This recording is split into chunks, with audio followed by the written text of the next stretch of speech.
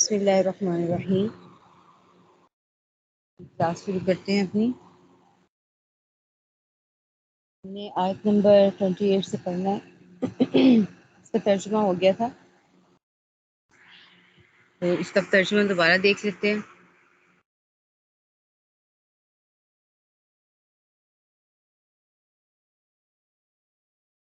ایک منٹ دیجیے۔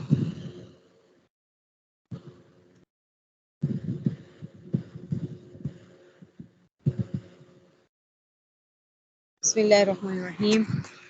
آیت نمبر 28۔ اے ایمان والو، مشرک لوگ تو سراپا ناپاکی ہیں، لہٰذا وہ اس سال کے بعد مسجد حرام کے قریب بھی نہ آنے پائیں۔ اور مسلمانوں، اگر تم کو مفلسی کا اندیشہ ہو تو اگر اللہ چاہے گا تو تمہیں اپنے فضل سے مشرکین سے بے نیاز کر دے گا، بے شک اللہ کا علم بھی کامل ہے، حکمت بھی کامل ہے۔ تو یہاں پر کیا فرمایا جا رہا ہے کہ مشرکین ناپاک ہے۔ اب ناپاکی کیا ہے کہ آج اس سال کے بعد مشرکین کو مسجد الحرام کے ارد گرد نہیں آنے دیا جائے گا، یہ حکم ذکر کیا جا رہا ہے۔ تو اب یہاں پر ہم یہ دیکھتے ہیں کہ بھئی اللہ تعالیٰ نے جو یہ حکم نازل کیا، سورہ توبہ میں ہم نے شروع میں پڑھا کہ جو اللہ تعالیٰ نے مشرکین نے اور کفار سے برات اللہ تعالیٰ نے فرما دی تھی، برات کا اعلان کر دیا تھا کہ اب ان کے ساتھ کوئی بھی چھوٹ نہیں ہوگی اور ان کو جو ہے وہ یہاں سے نکال دیا جائے گا۔ تو اب اس کا حاصل یہ ہے کہ ان کو سال بھر کا ایک عرصہ دیا گیا، اور ان کے معاہدات جن کافروں کے ساتھ معاہدے کیے ہوئے تھے ان کے معاہدات پورا ہونے جو کا وقت تھا وہ 1 سال کا تھا۔ تو سن 9 ہجری سے سن 10 ہجری کے درمیان ان کو نکلنے کا حکم دے دیا گیا، یعنی 1 سال کا عرصہ ان کو مہلت دی گئی، اور اس کے بعد پھر اللہ تعالیٰ نے فرما دیا کہ وہ نجس ہیں، اب وہ مسجد الحرام کے ارد گرد نہ آئیں۔ بعد عامہم ھذا، یعنی اس سال کے بعد 9 ہجری کے بعد، ٹھیک ہے۔ تو اسی بات پر آر المقام کا اتفاق ہے کہ 9 ہجری سے میں حکم نازل ہوا، 9 سے ان کو نکالنا شروع کریں، اور 1 سال کی مہلت کے ساتھ ہی تو جن جن کے ساتھ معاہدے ہوئے ہوئے تھے کہ ان کو کچھ عرصے کے لیے کہا کہ آپ رک سکتے ہو، 4 مہینے یا جتنے مہینے کا ٹائم دیا گیا تھا۔ تو اس اعلان کے بعد 1 سال کے بعد کوئی مشرک بھی حدود حرم میں نہ رہنے پائے گا، ٹھیک ہے۔ تو اس آیت میں اسی چیز کا بیان کیا گیا ہے، خاص انداز میں بیان کیا گیا ہے۔ اب یہاں پر یہ دیکھیں ذکر کیا گیا انما المشرکون نجس۔ نجس کس کو کہتے ہیں؟ نجس یہ جیم کے فتحے کے ساتھ ہے۔ نجس کا معنی کیا ہے؟ نجاست، نجاست کے معنی میں۔ اور نجاست کس کو کہتے ہیں؟ ہر گندگی کو جسے انسان کی طبیعت نفرت پائے۔ تو امام راغب اصفہانی رحمہ اللہ فرماتے ہیں کہ وہ اس میں وہ نجاست بھی داخل ہے جو آنکھ، کان، آنکھ، ناک یا ہاتھ وغیرہ سے محسوس ہو، اور وہ بھی جو عقل و علم کے ذریعے معلوم ہے، ٹھیک ہے۔ تو اس نجس لفظ کا اطلاق جو ہے وہ غلاظت و گندگی کو بھی ہوگا جو ظاہری طور پر محسوس ہوتی ہے، اور معنوی نجاست جو آنکھوں سے نظر نہیں آتی، اور معلوم ہے کہ جس سے وضو اور غسل وغیرہ واجب ہوتا ہے، جیسے جنابت ہے، حیض و نفاس ہے، تو ان کے ختم ہونے کے بعد کی حالت کو ہم پھر کیا کہتے ہیں؟ یعنی وہ نجاست کی حالت ہے اور وہ اس سے پاک ہونا ضروری ہے۔ اور باطنی نجاست بھی جس کا تعلق انسان کے دل سے ہے، قلب سے ہے، جیسے کیا ہے باطنی نجاست؟ عقائد فاسدہ و باطلہ اور اخلاق رذیلہ، جو غلط اخلاق ہیں، برے اخلاق ہیں جو ایک انسان کی فطرت قبول نہیں کرتی، اس کو بھی نجاست سے تعبیر کیا گیا ہے۔ اب یہاں پر انما المشرکون ذکر کیا گیا۔ انما المشرکون حصر لے کر آئے گی، انما حصر کے لیے آتا ہے نا، ایک بات پر زور دینے کے لیے۔ تو انما یہ حصر کے لیے استعمال ہوا ہے، تو یہاں پہ کیا فرما رہے ہیں کہ مشرکین نجس ہیں۔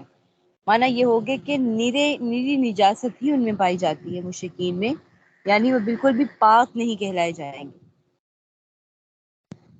اب یہاں پر دیکھا جائے تو مشرکین کے اندر تینوں قسم کی نجاستیں پائی جاتی ہیں۔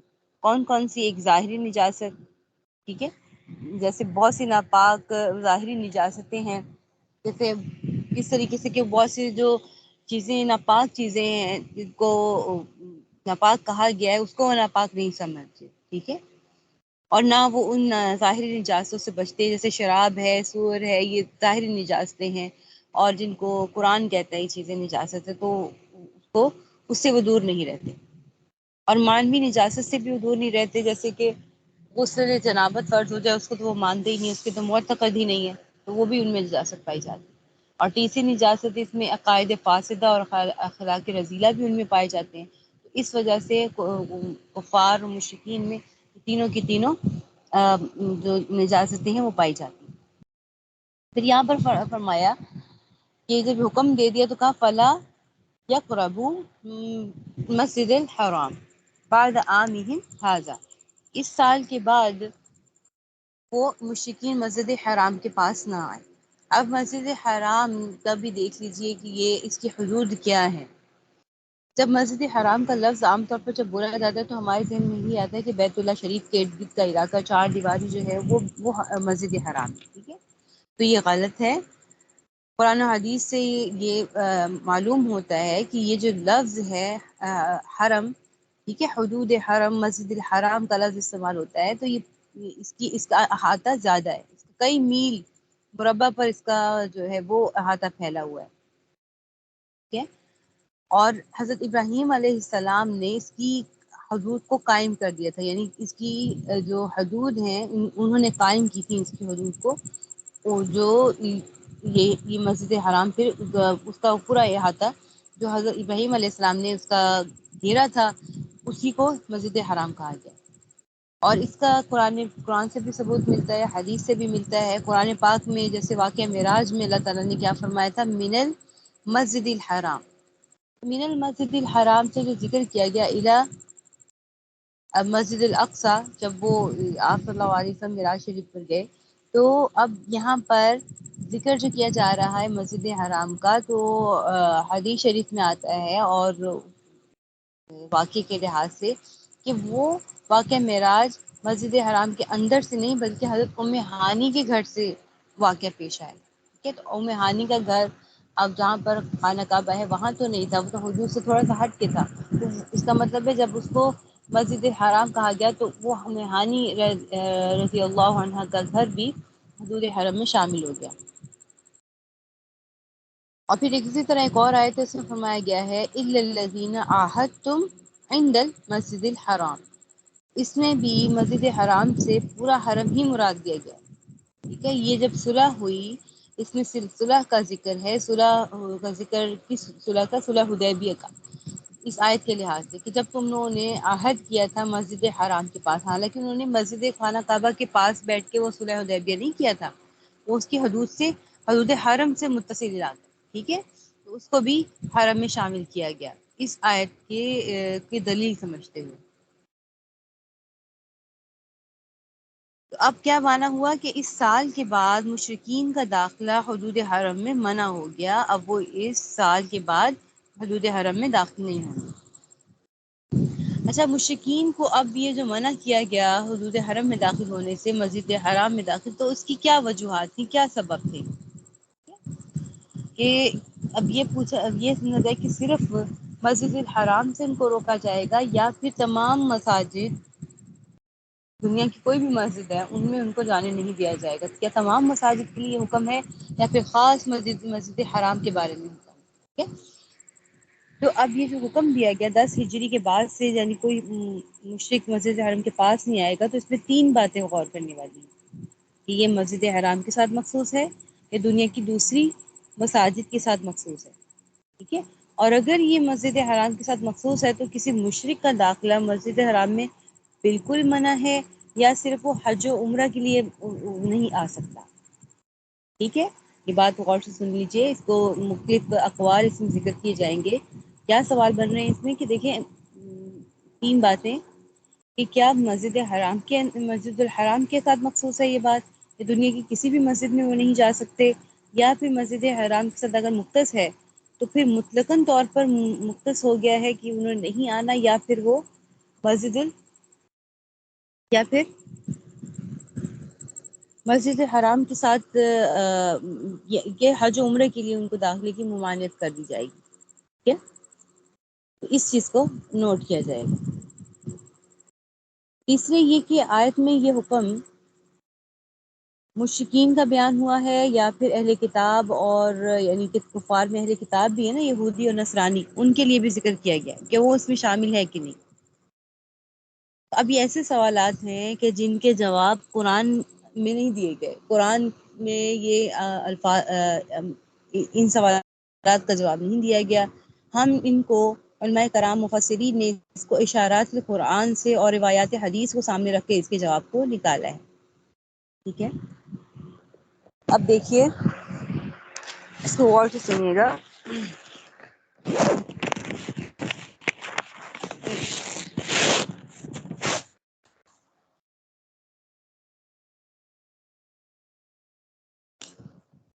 جی،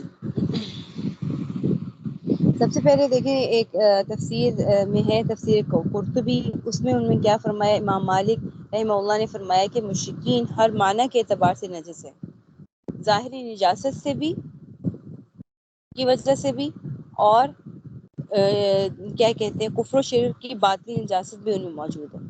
اب جب یہ چیزیں ان میں موجود ہیں تو اس سے تمام مشرکین، تمام یعنی دنیا کی تمام مساجد کے لیے حکم ہے اور مسجد حرام کے لیے بھی حکم ہے. ٹھیک ہے، یہ تفسیر قرطبی میں ذکر ہے امام مالک رحمہ اللہ کا، فقہ امام مالک رحمہ اللہ کا یہ قول ہے. اور اس کے بارے میں وہ ایک دلیل بھی پیش کرتے ہیں. کیا دلیل دیتے ہیں؟ وہ کہتے ہیں کہ حضرت عمر ابن عبدالعزیز رحمہ اللہ کا یہ فرمان ہے جو انہوں نے پیش کیا، کہ جس میں انہوں نے کیا کہا کہ عمرائے بلاد کو، جتنے بھی سردار ہیں شہر کے، ان کو ہدایت کی کہ کفار کو مساجد میں داخل نہ ہونے دیں. اور پھر انہوں نے بھی اس فرمان کے نتیجے میں یہ آیت تحریر کر دی. ٹھیک ہے، اسی آیت کو تحریر کیا جو یہ آیت ہے نا کہ نجسن فلا یقربوا، یہ جو ہم جس آیت کی ہم تشریح کر رہے ہیں، تفسیر کر رہے ہیں، وہ یہی آیت انہوں نے دلیل کے طور پر لکھ کے دی. اور ایک حدیث بھی یہ لکھ کر دی کہ حضور صلی اللہ علیہ وسلم نے فرمایا لا احل المسجد لحائض ولا جنوب، یعنی مسجد میں داخل ہونا کسی حائضہ اور کسی حائضہ عورت یا جنبی مرد شخص کے لیے بالکل ممنوع ہے، حلال نہیں ہے. میں حلال نہیں سمجھتا. لا احل المسجد، مسجد میں داخل ہونا میں حلال نہیں سمجھتا، لحائض حائض عورت کے لیے، ولا جنوب اور جنبی شخص کے لیے. اب یہاں سے انہوں نے دلیل پکڑی کہ مشرکین اور کفار جو یہ عموماً حالت جنابت میں ہوتے ہیں اس کا غسل نہیں کرتے، یعنی عموماً وہ اس غسل کا اہتمام نہیں کرتے. تو جب یہ فرما دیا تو پھر ہم اس حدیث کی دلیل کے طور پر ان کو عام مسجد سے بھی ان کو داخلہ ان کے لیے ممنوع ہے. ٹھیک ہے، یہ ایک قول ہو گیا. اچھا، اب یہ دوسرا قول دیکھیے امام شافعی رحمہ اللہ کا ہے. انہوں نے فرمایا کہ یہ حکم مشرکین اور کفار اہل کتاب کے لیے عام ہے، سب کے لیے عام ہے یہ حکم کہ ان کو آنے نہیں دیا جائے گا. لیکن مسجد حرام کے لیے تو یہ بات مخصوص ہے، لیکن یہ دوسری مساجد میں جانے کے لیے ان کا داخلہ ممنوع نہیں ہے. ٹھیک ہے، جو بھی دیکھیں کوئی قول کہتا ہے نا اس کے پاس دلیل ہونی چاہیے اس قول کی. جیسے آپ بھی کوئی بات کریں گے کہ مجھے یہ تھا تو آپ سے دلیل مانگی جائے گی کہ آپ اس کی دلیل دیں، آپ کے قول کی وجہ کیا ہے.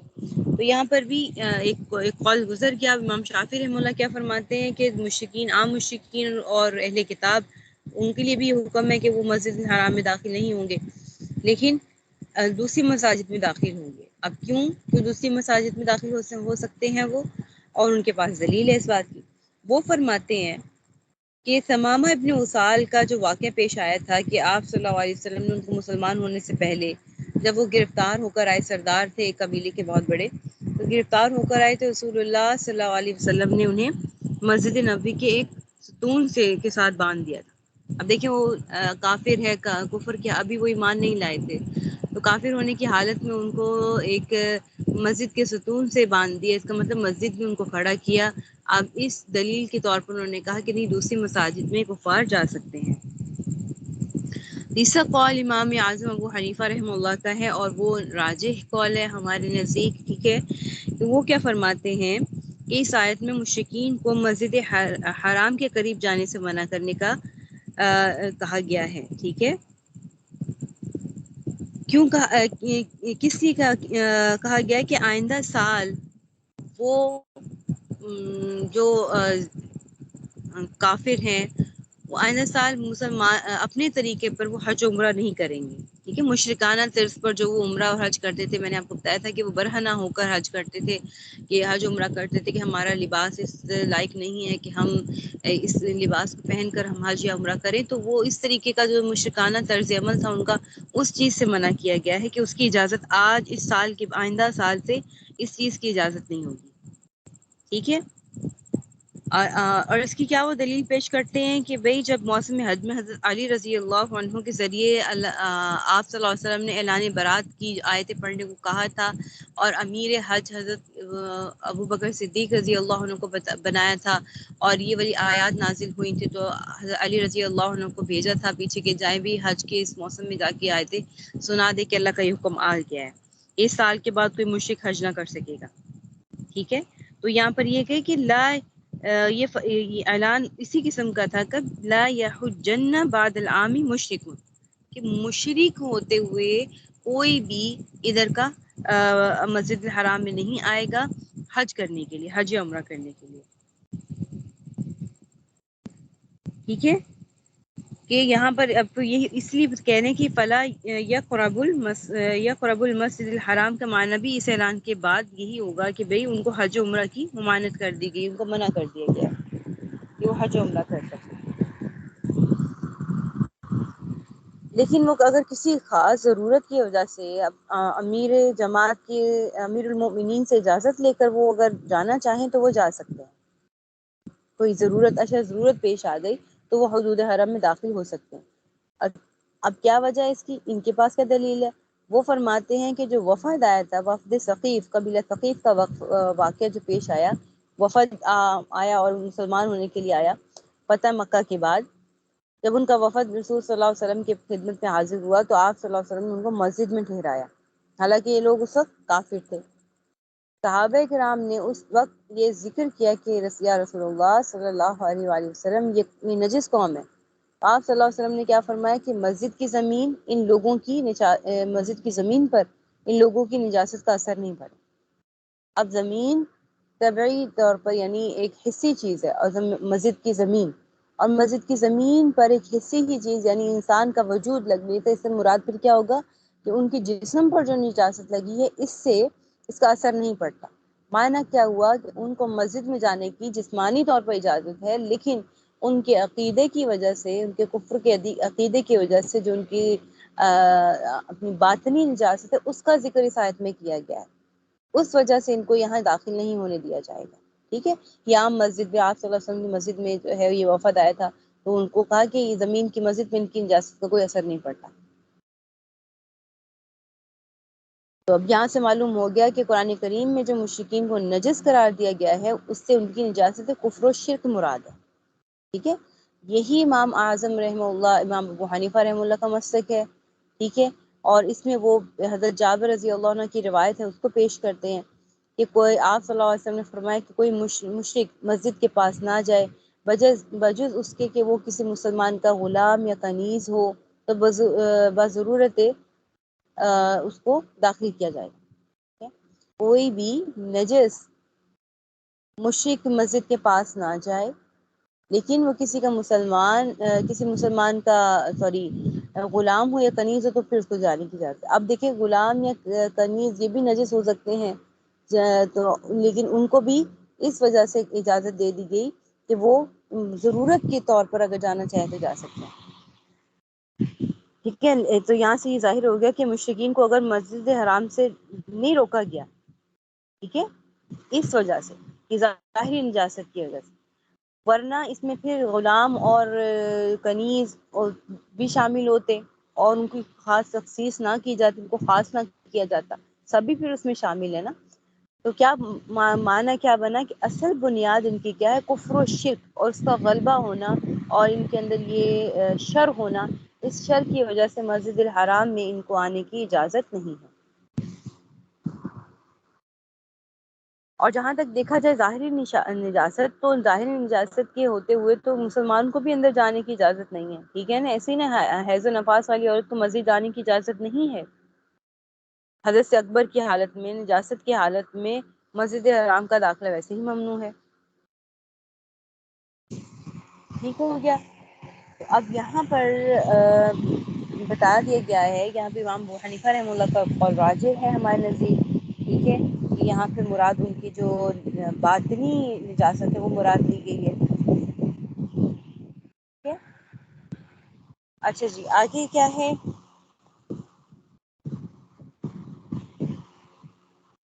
آگے دیکھیں اگلی آیات۔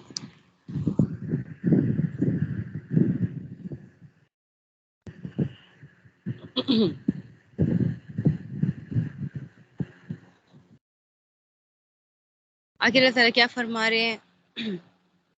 وہ اہل کتاب جو نہ اللہ پر ایمان رکھتے ہیں نہ یوم آخرت پر، اور جو اللہ اور اس کے رسول کی حرام کی ہوئی چیزوں کو حرام نہیں سمجھتے اور نہ دین حق کو اپنا دین مانتے ہیں، ان سے جنگ کرو یہاں تک کہ وہ خوار ہو کر اپنے ہاتھ سے جزیہ ادا کریں، ٹھیک ہے۔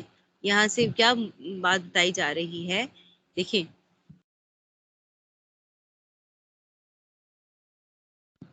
یہاں سر اب اوپر جو 28 آیتیں نازل ہوئی ہیں اس صورت کی، وہ عرب کے جو بت پرست تھے ان کے بارے میں نازل ہوئی، انہی کے بارے میں تھی نا، کہ کفار مکہ جو تھے وہ بت پرست لوگ تھے، ان کے بارے میں نازل ہوئی۔ تو یہاں سے پھر وہ آیات شروع ہو رہی ہیں جو غزوہ تبوک کے بارے میں نازل ہوئی، اس آیات سے آگے غزوہ تبوک کی آیات شروع ہو رہی ہیں، کیونکہ غزوہ تبوک جو ہے وہ اعلان برات سے پہلے پیش آیا ہے واقعہ، ٹھیک ہے۔ تو اب اس کا بھی انشاءاللہ تعالیٰ آگے ذکر ہوگا غزوہ تبوک کیا تھا، اور کیونکہ اب ان آیات کا آگے ذکر آئے گا غزوہ تبوک کے بارے میں، تو اب انشاءاللہ تعالیٰ اس کا جو ہے وہ واقعہ ذکر کیا جائے گا۔ اچھا، یہاں پر اللہ تعالیٰ کیا فرما رہے ہیں اس آیت کو بھی دیکھ لیجئے۔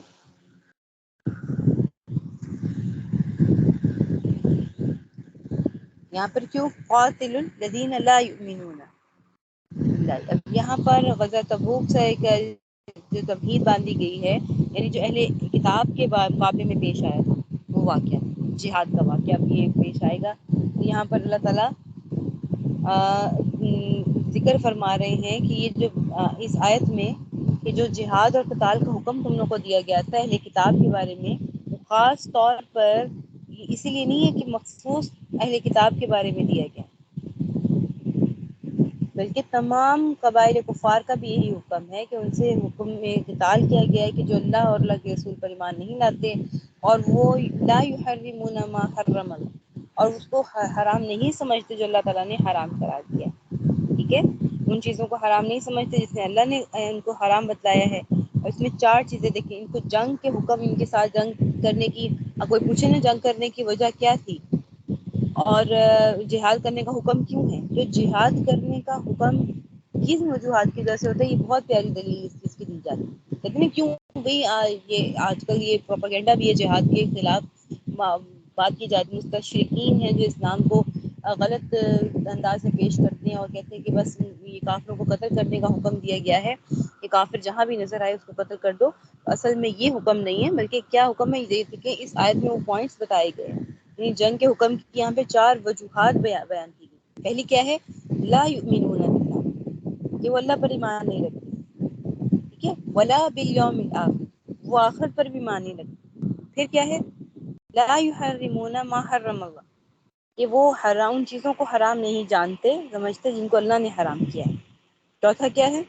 لا یدینون دین الحق، یعنی سچے دین کو قبول نہیں کرتے، اس لیے فرمایا کہ ان کے ساتھ قتال کرو، قاتلو، اسی لیے ان کے ساتھ قتال کرو۔ پھر یہ بھی نہیں کہا کہ اب ان کو قتل ہی کرتے رہو، بلکہ ایک حد بھی بتا دی، حتیٰ یہاں تک کہ یؤتوا الجزیہ، یہ قتال کرو ہاں اگر وہ راضی ہو جائیں جزیہ دینے پر، تو پھر تم ان سے جزیہ لے لو، یہاں تک کہ وہ خوار ہو کر اپنے ہاتھ سے، یعنی یہ نہیں کہ بہت بڑھ چڑھ کر وہ رہیں مسلمان ملک میں۔ اب کیا ہے کہ بھئی اگر وہ باز آ جائیں کہ ہم آپ کے ساتھ قتال نہیں کرتے، جنگ نہیں کرتے، ہمیں معاف کر دو اور ہم سے جزیہ لے لو، جزیہ کیا ہے؟ بدلہ ہے، اچھا چھوڑنے کا بدلہ ہے، کہ ان کی جان کے بدلے ان کو چھوڑ دیا جائے گا، لیکن وہ مسلمان کو ایک ٹیکس دیں گے، رہنے کا ٹیکس دیں گے، اور وہ رقم دیں گے جس کی وجہ سے وہ پھر یہاں پر رہنے، مسلمان کے ملک میں رہنے کے مجاز ہوں گے، یہاں پہ ان کو رکھا جائے گا۔ اور جزیہ دینے کے بعد یہ مسلمان کے ہاتھوں سے یعنی بچیں گے، جہاد کرنے سے بھی، ان کو قتل کرنے سے بھی، یعنی مسلمان کو بچیں گے ان سے، بلکہ مسلمانوں پر لازم ہوگا کہ ان کی جان مال اور ان کی ہر چیز کی حفاظت کی جائے جب ایک کافر مسلمانوں سے یہ معاہدہ کر لیتا ہے جزیہ دینے کا. ٹھیک ہے.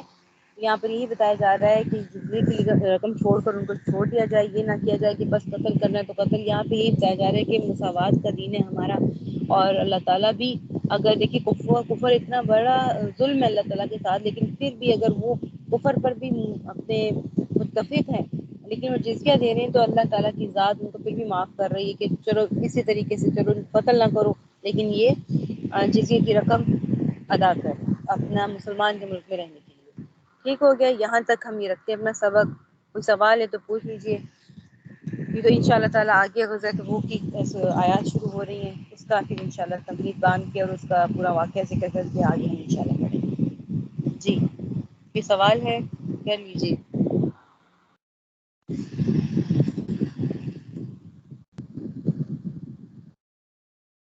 جی نہیں, اس وقت کوئی سوال جی نہیں ہے. چلیے جی ٹھیک ہے, اوکے جی, السلام علیکم ورحمۃ اللہ وبرکاتہ.